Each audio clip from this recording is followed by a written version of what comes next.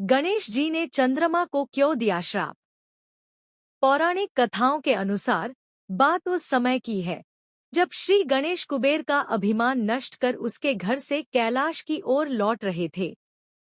रात्रि हो चुकी थी और चंद्रमा की रोशनी से कैलाश चमक रहा था।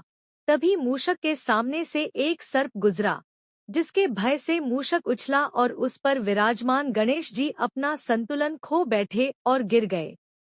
वे उठकर खड़े हुए और इधर-उधर देखने लगे कि कहीं किसी ने उन्हें गिरते हुए देखा तो नहीं है ना। यह देख वह संतुष्ट हो गए कि किसी ने उन्हें गिरते नहीं देखा। तभी उन्हें किसी व्यक्ति की जोर-जोर से हंसने की आवाज सुनाई दी, परंतु इधर-उधर तो दूर-दूर तक कोई नहीं था। तभी उन्होंने ऊपर की तरफ देखा तो आसमान में चंद्रमा को उनके ऊपर हंसता हुआ पाया। यह देख गणेश जी को शर्म आई। गणेश जी महाराज को आया क्रोध।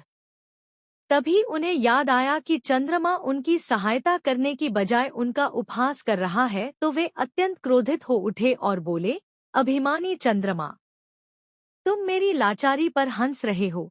यह तुम्हें कदापि शोभा नहीं देता। किसी की परेशानी का उपहास करना देवताओं नहीं अपितु दैत्यों का कार्य है। मैं तुम्हें श्राप देता हूँ कि तुम्हें जिस चांदनी का गुरूर है, आज के बाद तुम उसे खो दोगे। चंद्रमा ने खो दी अपनी चांदनी। गणेश जी के मुख से श्राप निकलते ही वह हकीकत में बदल गया और संपूर्ण आकाश में अंधकार छा गया।